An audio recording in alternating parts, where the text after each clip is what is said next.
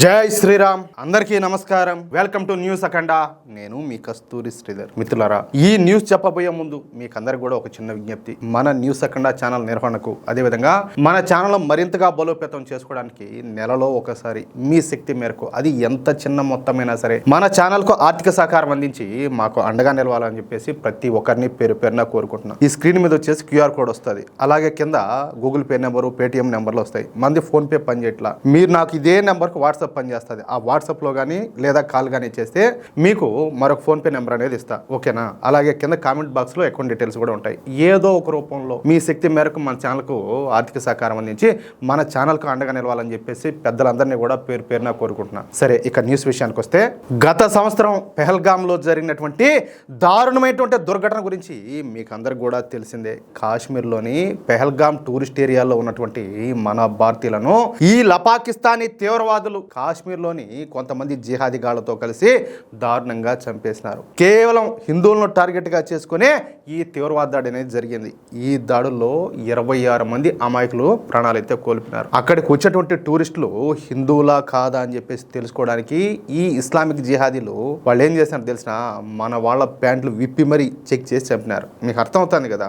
అంటే కేవలం నువ్వు హిందువా ముస్లిమా, హిందూ అంటే బేసేయడమే, అంతే. ఆ మాదిరిగా ఈ విషయాన్ని మనం ఎప్పటికి కూడా మర్చిపోకూడదు. అందుకే ప్రతిసారి కూడా ఈ విషయాన్ని నేను మీకు గుర్తు చేస్తానే ఉంటా. ఇక్కడ ఒక మాట మనం ఖచ్చితంగా మాట్లాడుకోవాలా. ప్రపంచంలో ఏ దేశం కూడా చెప్పదు ఏది హిందూ ముస్లిం బాయ్ బాయ్ అని చెప్పేసి. అట్లాంటిది మనం చెప్తున్నాం. వాళ్ళను సరే మత ప్రాతిపదికన మన దేశాన్ని విభజించి వాళ్ళకు ఒక దేశంగా ఇచ్చినా కూడా వాళ్ళ మనం పెట్టుకున్నాం. ఇక్కడ ఇంకొక విషయం ఏంటంటే, వాళ్ళ పండుగలు ఏ వచ్చినా కూడా మన శుభాకాంక్షలు చెప్తాం, వీలైతే వాళ్ళతో కలిసి సెలబ్రేట్ చేసుకుంటాం. కానీ మనకు శ్రీరామనవమి వచ్చినా, హనుమాన్ జయంతి వచ్చినా, దసరా వచ్చినా, దీపావళి వచ్చినా, హోలీ వచ్చినా, మనది ఏ పండగ వచ్చినా కూడా దేశంలో ఎన్నో చోట్ల మన మీద రాళ్ల దాడులు, ఈ విధంగా ఘర్షణలు అన్నీ కూడా జరుగుతూనే ఉంటాయి.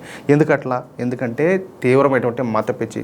ఇప్పుడు మనం పరమత స్థానాన్ని మనం పాటిస్తున్నాం, అవతల కూడా పాటించాలి కదా. పాటిస్తేనే కదా ఇది లౌకిక దేశం అవుతుంది. లేకపోతే ఇది లౌకిక దేశం ఎట్లా అవుతుంది? అసలు ముందు కాంగ్రెస్ వాళ్ళని అనాలా. ఈ దేశం ముందు హిందూ దేశంగానే ఉన్నది. రాత్రి దీన్ని సెక్యులర్ దేశంగా మార్చి పారదొబ్బినారు.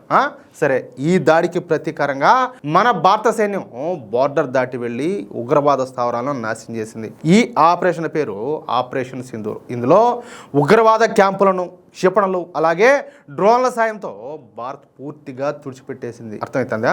బోర్డర్ దాటి ఏదే పాకిస్తాన్ ఆక్రమిత కాశ్మీర్లోకి దూసుకెళ్లి భారత్ తన పరాక్రమాన్ని, దమ్మునైతే చూపించింది. ఇది జరిగి 1 సంవత్సరం పూర్తయింది. అయితే ఆపరేషన్ సింధూర్ జరిగిన తర్వాత కూడా పాకిస్తాన్ తన దేశంలో ఉన్నటువంటి ఉగ్రవాదులను ఎట్టి పరిస్థితుల్లో కూడా కట్టడి చేయలే. పైగా అంతర్జాతీయ వేదికలపైన భారత్ తమపై దాడి చేస్తుందని చెప్పేసి తప్పుడు ప్రచారం చేయడానికి విశ్వ ప్రయత్నాలు చేస్తానే ఉండాలి. దీంతో ఉగ్రవాదాన్ని అణిచివేయకుండా కేవలం మాటల యుద్ధానికి దిగుతున్నటువంటి పాకిస్తాన్ ప్రవర్తన పైన భారత సైన్యం తీవ్రమైనటువంటి కోపంతో ఉండాలి. సరిగ్గా ఇదే సమయంలో పాకిస్తాన్ ఆర్మీ చీఫ్ అయినటువంటి ఆసిం మునీర్ గారు ఈ మధ్య భారత్ను ఉద్దేశించి చాలా ఘోరమైన, వివాదాస్పదకరమైనటువంటి వ్యాఖ్యలన్నీ కూడా చేసినాడు. ముఖ్యంగా 2025లో జరిగినటువంటి సైనిక ఉద్రిక్తతలు, ఆపరేషన్ సింధూర్, కాశ్మీర్ సమస్య, అలాగే అణ్వాయుధాల వాడకం పైన పిచ్చి పిచ్చి కోతలన్నీ కూడా కూసినాడు. భారత్ గనక ఏదైనా దాడికి పాల్పడితే పాకిస్తాన్ ఇచ్చేటటువంటి సమాధానం చాలా వేగంగా, తీవ్రంగా, అలాగే బాధాకరంగా ఉంటుందని చెప్పేసి బెదిరించాడు. మొన్న ఆపరేషన్ సింధూర్ టైంలో ఏదే పాకిస్తాన్ ఆక్రమిత కాశ్మీర్లే కాదు, ఏకంగా పాకిస్తాన్లోకి దూరొచ్చి మీ ఎయిర్ బేస్ అన్నింటిపైన దాడి చేశాం, మా బొచ్చు వీకినారా, ఏం చేశారా, ఏం పేగలిగినారంటాలే, కాళ్ళ బేరానికి వచ్చారు కల్లారా. ఏది మీరేంద్ర పీకేది? 2025 మే నెలలో జరిగినటువంటి సైనిక ఘర్షణ గుర్తు చేస్తా భారత్ పైన పాకిస్తాన్ గెలిచిందని, ఆ సమయంలో తమకు దేవుడి సాయం అందిందని నోటుకొచ్చినట్టు వాగినాడు.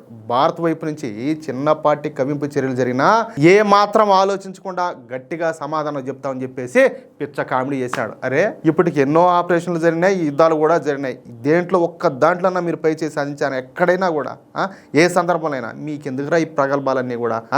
బాతుకులు జడ. ఒకవేళ తమ దేశం ప్రమాదంలో పడితే తమతో పాటు సగం ప్రపంచాన్ని నాశనం చేస్తామని, సింధు నది పైన భారత్ గనక డ్యామ్లు నిర్మిస్తే వాటిని క్షిపణులతో పేల్చేస్తామని చెప్పేసి బెదిరించినాడు. అంటే మీరు ఏదో చేస్తామంటే మేము కళ్ళు మూసుకొని గమ్మును కూర్చోంటాం చేతులు కట్టుకొని, అంతే కదా నీ ఫీలింగ్?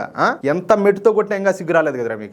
కాశ్మీరు పాకిస్తాన్ కు గొంతుకు లాంటిదని, ప్రపంచంలో ఏ శక్తి కూడా కాశ్మీర్ను పాకిస్తాన్ నుంచి వేరు చేయలేదని చెప్పేసి పాతరాగాన్ని మళ్ళీ అందుకున్నాడు. హిందువులకు ముస్లింలకు మధ్య ఉన్నటువంటి తేడాలే పాకిస్తాన్ పుట్టడానికి పునాది అని, భారత్ కంటే తమ సిద్ధాంతం చాలా గొప్పదని వాగినాడు.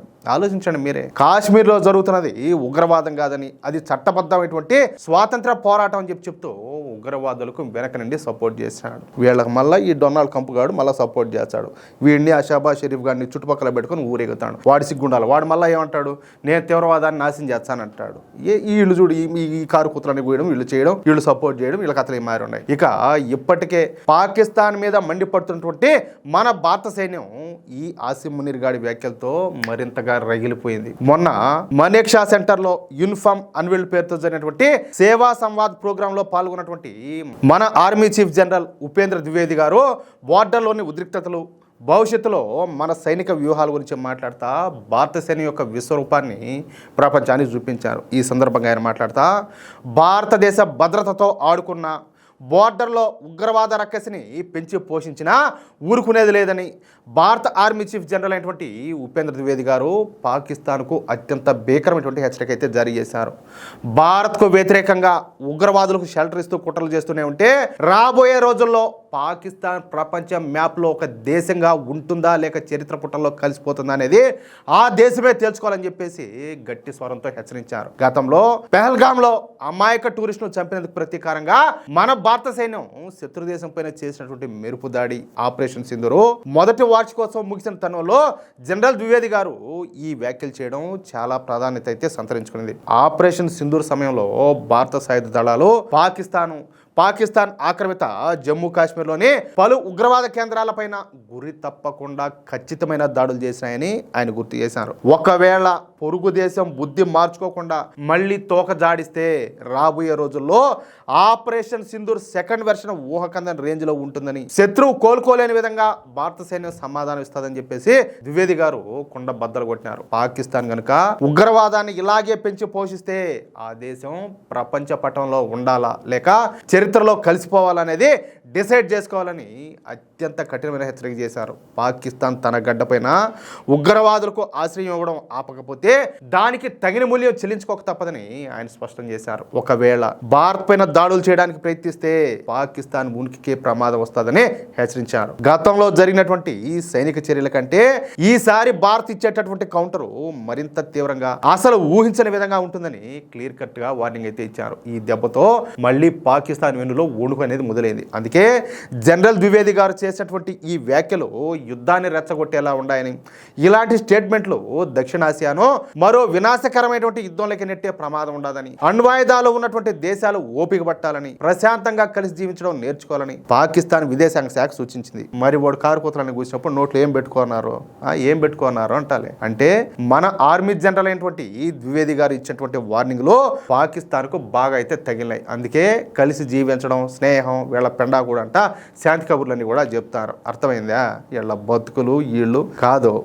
మళ్ళీ వీళ్ళకి సపోర్ట్ చేసేవాళ్ళు ఇక్కడ కోట్ల మంది ఉన్నారు దరిద్రపుండా కొడుకులు. భారతదేశాన్ని మన సొంత దేశంగా చూడరు, పాకిస్తాన్ ఏదో వీళ్ళ న్యాయం చేయనట్టు చూస్తారు. అంటే అర్థం చేసుకోండి అది విషయం అయితే. ఏమంటారా మిత్రులారా? ఈ న్యూస్ కనుక మీకు నచ్చినట్లయితే వెంటనే ఈ వీడియోను లైక్ చేసి మీరు ఉన్నటువంటి వాట్సాప్ గ్రూప్లోనూ మీ మిత్రులకు తప్పనిసరిగా షేర్ చేయండి. అలాగే ఇంతవరకు మీరు కనుక మన ఛానల్ను సబ్స్క్రైబ్ చేసుకున్నట్లయితే ఖచ్చితంగా మన ఛానల్ సబ్స్క్రైబ్ చేసుకోండి. అలాగే ఈ వీడియో పైన మీ అభిప్రాయం ఏంటో, పాకిస్తాన్ కూస్తున్నటువంటి కారు కొత్తలకు కౌంటర్గా మీ అభిప్రాయాన్ని కామెంట్ రూపంలో తెలియజేయండి. జై శ్రీరామ్, జై హింద్, భారత్ మాతాకి జై.